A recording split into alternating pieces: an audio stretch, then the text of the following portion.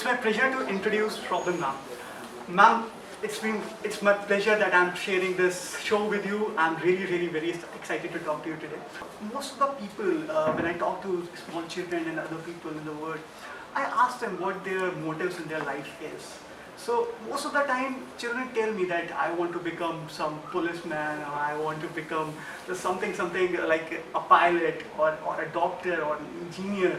But very rarely among the girls, I hear that I want to join army. So why army? Thank you so much for having me here. It's a pleasure to be here at VIT. I have never seen such a beautiful campus, university in India, so I'm very happy to be here.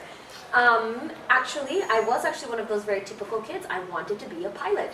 So I grew up in the US, and my father was an engineer working for Boeing, so I was around planes my entire life. And I went into the Air Force because, one, because I wanted to be a pilot, and two, because they paid for university. So that to me was, my dream at the time.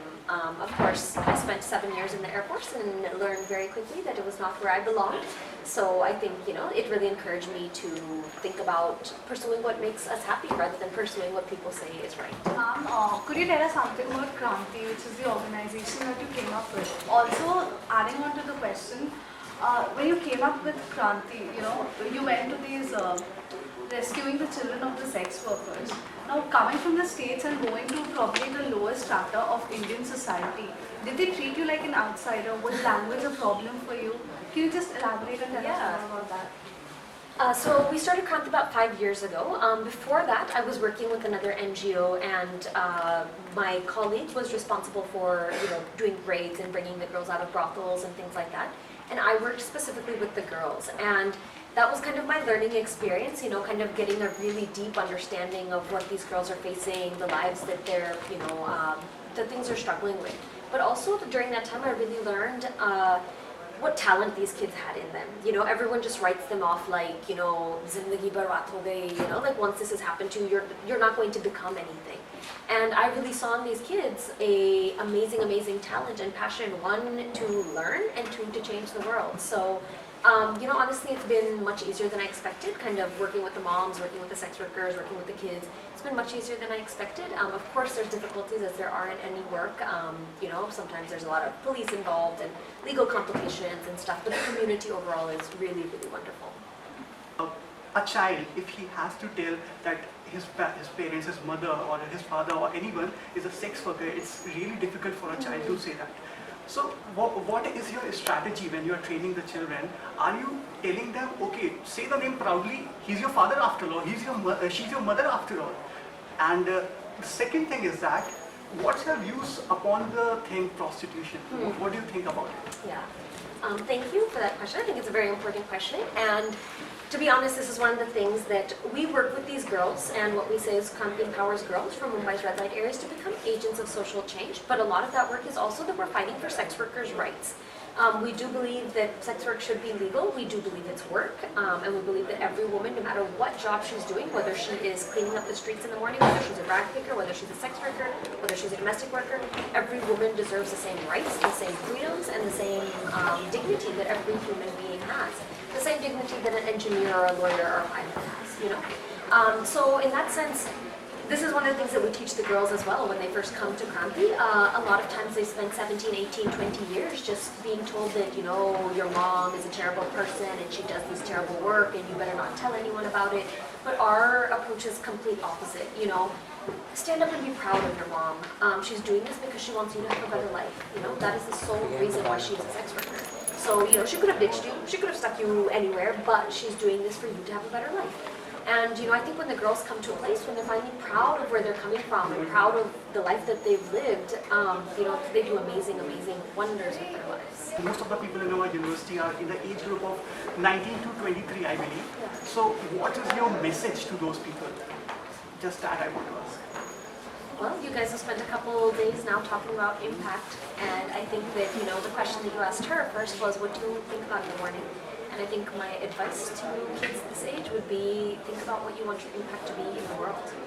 What you want to, even if you don't have the answer right now, maybe you have no idea, and that's completely okay. But wake up every morning and think about, what do I want my impact to be?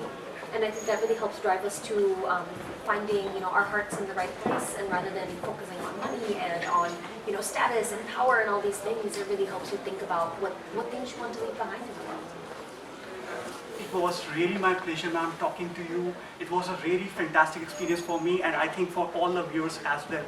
So friends, you are watching to us on In Frames. Please keep following us. We're gonna come up with more information and a lot more live feeds for you. Thank you.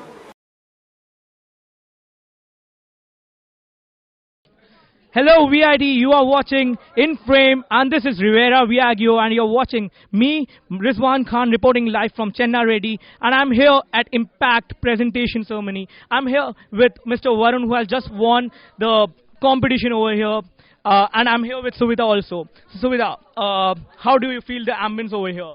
Oh, it means a lot to me, and the ideas they put up were so brilliant. You need to ask them directly. I really enjoyed the part of the session because it was very much stressful. I came to know how to work under stress, and it was enjoyable because I came to know how to work with various kinds of people. Matter, like what was the challenges you got and what were the solution you imposed in a very brief manner? Okay, so the question was the airport was private, owned by a private company. The private company had 700 acres of airport built on it, but it owned 1700 acres of land. So they gave us various options on what to be done with the 1000 acres so that the company will grow as much as possible in the next few years. So our final question to you is, as you are a happy winner today, how do you feel? I feel awesome because this is the first time I'm taking participation in any such kind of an event, and I got the first place, so it's awesome for me. Okay, thank you so much, Varun. It was nice talking to you. So, ladies and gentlemen, I'm here with Bhavatani, who is again a happy winner at today's Impact. So, Bhavatani, your first question from Suvita. Yeah. So Bhavtarni, I came to know that you brought a very social issue in front of the people. So can you just tell me what was that social problem that everyone's so impressed by you? Well, the social problem brought my way was that how humanity is losing these days, and how, like, what the main problem faced by me, told by me, was that how an IAS officer can act to improve the lives of his district people, and how he can face the corruption problem in right to face, and how he can handle it. Over to you. So, first of all, congratulations that you have won this competition, and our last question to you is, how do you feel after winning such a prestigious prize today here at VID? Thank you very much for your wishes. Then I feel really out of the world after winning this competition, because I'm really from a poor background, so I was not thinking that I would win this first prize, and in front of you guys you're so high class, and I must really thank VIT that have given me this prize. I hope my talent has been honored. Thank you so much.